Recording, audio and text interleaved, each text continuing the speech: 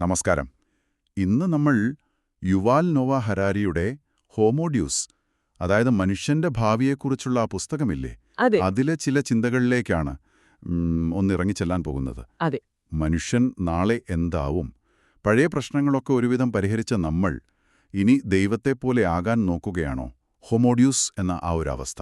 ആ അതൊരു വലിയ ചോദ്യം തന്നെയാണ്. നമ്മുടെ കയ്യിലുള്ള ഈ കുറിപ്പുകളിൽ അതിലെ പ്രധാന ആശയങ്ങളുണ്ട്. നമുക്കതൊന്ന് വിശദമായി നോക്കാമല്ലേ? തീർച്ചയായും. ഹരാരി ആദ്യം തന്നെ പറയുന്നൊരു കാര്യം, നമ്മൾ മനുഷ്യർ നേടിയ വലിയ വിജയങ്ങളാണ്. വിജയങ്ങൾ. അതെ, പണ്ട് നമ്മളെ ഏറ്റവും കൂടുതൽ പേടിപ്പിച്ചിരുന്ന കാര്യങ്ങൾ, എന്താ പറയുക, ക്ഷാമം, പിന്നെ ഈ പകർച്ചവ്യാധികൾ, യുദ്ധങ്ങൾ, ഓ ശരിയാണ്. പ്ലേഗ്, സ്പാനിഷ് ഫ്ലൂ, അതൊക്കെ. അതെ, അതൊക്കെ ഒരു കാലത്ത് ദൈവകോപം എന്നോ മറ്റോ കരുതി പ്രാർത്ഥിച്ചിരുന്ന നമ്മൾ ഇന്നതൊക്കെ ഒരു വലിയ പരിധിവരെ സയൻസ് വെച്ച് നിയന്ത്രിക്കുന്നുണ്ട്. മരണനിരക്ക് കുറഞ്ഞു, ആയുസ് കൂടി. അതെ അതെ, അതൊരു വലിയ മാറ്റം തന്നെ. അപ്പോൾ ഈ വിജയങ്ങൾ നമ്മുടെ ലക്ഷ്യങ്ങളെ മാറ്റിയെന്നാണോ ഹരാരി പറയുന്നത്? കൃത്യമായി പറഞ്ഞാൽ അതാണ് പോയിന്റ്. അതായത് പ്രശ്നം പരിഹരിക്കുന്നതിൽ നിന്ന് നമ്മൾ പുതിയ ലക്ഷ്യങ്ങൾ ഉണ്ടാക്കുന്നതിലേക്ക്, അങ്ങനെ ഒരു ഷിഫ്റ്റ്. ആ, അവിടെയാണ് കാര്യങ്ങൾ രസകരമാവുന്നത്. ഉം ഹരാരി പറയുന്ന ആ പുതിയ ലക്ഷ്യങ്ങൾ, അമർത്യത, പിന്നെ ശാശ്വതമായ സന്തോഷം, ദൈവത്തെപ്പോലത്തെ ശക്തികൾ. അതെ, ഇമ്മോർട്ടാലിറ്റി, ഹാപ്പിനെസ്, ഡിവിനിറ്റി. ഇത് കേൾക്കുമ്പോൾ എന്തോ ഒരു സയൻസ് ഫിക്ഷൻ പടം കാണുന്ന പോലെ ഉണ്ടല്ലേ? ശരിയാണ്. അതിൽ തന്നെ ഈ സന്തോഷം എന്നതൊക്കെ ഒരുപക്ഷെ നമ്മുടെ ബ്രെയിൻ കെമിസ്ട്രിയിൽ മരുന്നോ ടെക്നോളജിയോ വെച്ച് മാറ്റം വരുത്തുന്നതിനെക്കുറിച്ചാണ് അദ്ദേഹം പറയുന്നത്. ഓ, അപ്പോൾ സന്തോഷം കണ്ടെത്തുക എന്നല്ല, ഒരുതരം ഉണ്ടാക്കിയെടുക്കുക എന്നാണോ? ഒരു തരത്തിൽ അതെ. അതുപോലെ മരണമില്ലായ്മ എന്ന് പറയുമ്പോൾ മരണം ഇല്ലാതാക്കുക എന്നതിനേക്കാൾ വാർദ്ധക്യത്തെ ഒരു രോഗം പോലെ ചികിത്സിച്ചു മാറ്റാവുന്ന ഒന്നായി കാണുന്നൊരു രീതി. ഇതിലേക്കൊക്കെ എത്താൻ സഹായിക്കുന്ന ഒന്നായിട്ടാണോ ഈ ഡാറ്റായിസം വരുന്നത്? നിങ്ങളുടെ നോട്ടിൽ അതും എടുത്തു പറയുന്നുണ്ടല്ലോ. ഉണ്ട്, ഡാറ്റായിസം. അതൊരു പ്രധാന ആശയമാണ്. അതായത് ഭാവിയിൽ ഒരു പക്ഷേ നമ്മുടെ വിശ്വാസം മുഴുവൻ ഡാറ്റയിലും അൽഗോരിതങ്ങളിലും കേന്ദ്രീകരിക്കാം. ഡാറ്റയിലോ? എങ്ങനെ? അതായത് പ്രപഞ്ചത്തിലെ ഏറ്റവും പ്രധാനപ്പെട്ട സംഗതി വിവരങ്ങളുടെ ഒഴുക്കാണ് എന്നൊരു ചിന്ത.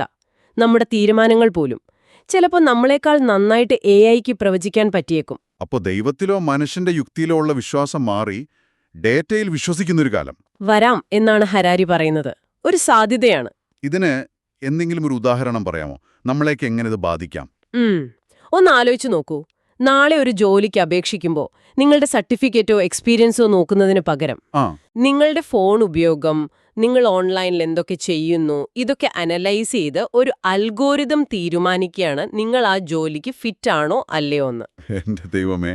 കാരണം ആ അൽഗോരിതത്തിന് നിങ്ങളെക്കാൾ നന്നായി അറിയാം എന്നൊരു വാദം വരും. അതാണ് ഡേറ്റൈസത്തിന്റെ ഒരു പ്രായോഗിക തലം. കേൾക്കുമ്പോൾ കൊള്ളാം. പക്ഷെ ഇതിലെന്തോ ഒരു പേടി തോന്നുന്നുണ്ടല്ലോ. ഈ ദൈവതുല്യ കഴിവുകൾ നേടാൻ നോക്കുന്നതും എല്ലാം ഡാറ്റയ്ക്ക് വിട്ടുകൊടുക്കുന്നതും ഇതിൽ അപകടങ്ങളില്ലേ? ഹരാരി മുന്നറിയിപ്പുകൾ തരുന്നുണ്ടോ? തീർച്ചയായും.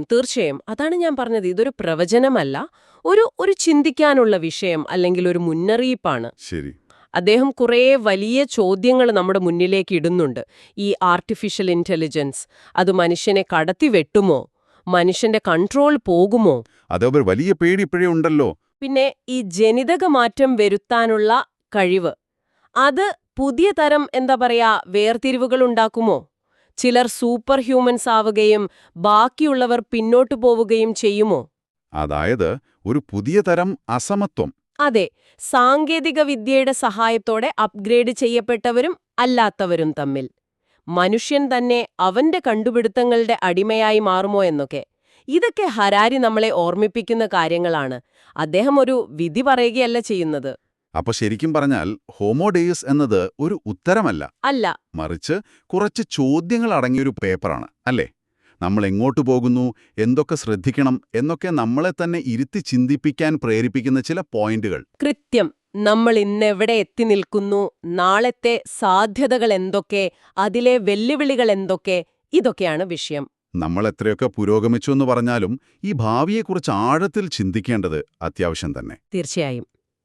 അപ്പോ ഈ ചർച്ചയുടെ അവസാനം നിങ്ങൾക്ക് ചിന്തിക്കാനായിട്ട് ഞാനൊരു കാര്യം ചോദിക്കാം. ഓക്കെ. ഈ പറയുന്ന സാങ്കേതിക വിദ്യയും ഡേറ്റയുമൊക്കെ നമ്മളെ ഇങ്ങനെയൊക്കെ മാറ്റിമറിക്കാൻ സാധ്യതയുണ്ടെങ്കിൽ ഇന്നത്തെ നമ്മുടെ ഈ മനുഷ്യൻ എന്ന അനുഭവത്തിൽ നിന്ന് എന്ത് കാര്യമാണ് നമ്മൾ നഷ്ടപ്പെടാതെ സൂക്ഷിക്കേണ്ടത്? അല്ലെങ്കിൽ ഒരു പുതിയ ലോകത്തിനനുസരിച്ച് മനുഷ്യത്വം എന്ന വാക്കിനെ തന്നെ നമ്മൾ മാറ്റി എഴുതേണ്ടി വരുമോ? എന്താണ് നിങ്ങൾ കരുതുന്നത്?